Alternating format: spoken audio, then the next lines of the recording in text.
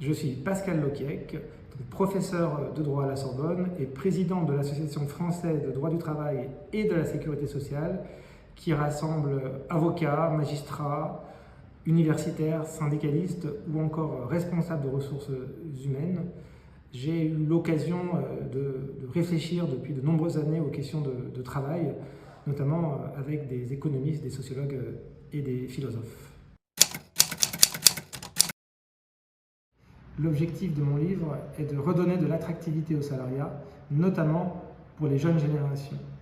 Et l'idée de base du livre est de passer par l'idée d'autonomie, puisque que veulent les salariés aujourd'hui, notamment les jeunes, c'est de l'autonomie et de la liberté dans le travail. C'est compatible avec le salariat, mais à la condition d'effectuer un certain nombre de changements concrets.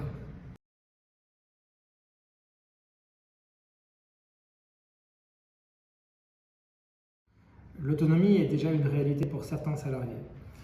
Deux points toutefois.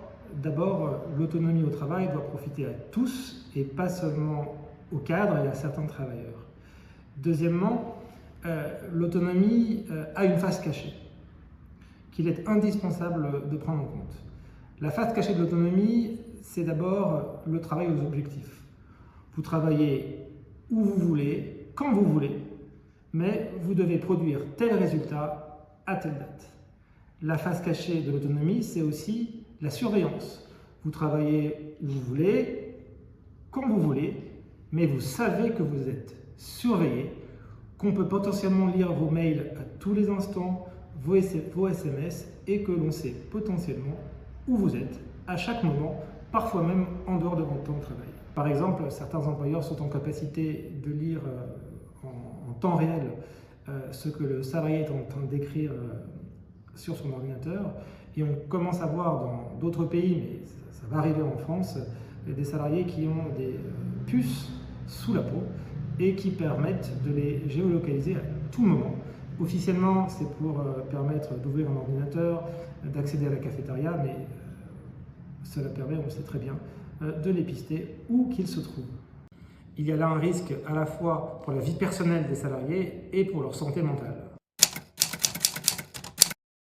Quelle peut être la portée de l'autonomie si on travaille pour une entreprise dont on rejette les valeurs, pour une entreprise qui pollue, pour une entreprise qui discrimine? Pour que l'autonomie soit viable, soit réelle, il faut que le salarié ait envie d'agir. Car l'autonomie, c'est avant tout une capacité d'action et d'initiative. Il y a des réponses à travers la responsabilité sociale des entreprises. Il faut aller plus loin. J'essaye de faire des propositions concrètes pour que l'entreprise évolue. Cela passe par des mécanismes de certification des entreprises ou encore d'implication des salariés dans l'entreprise.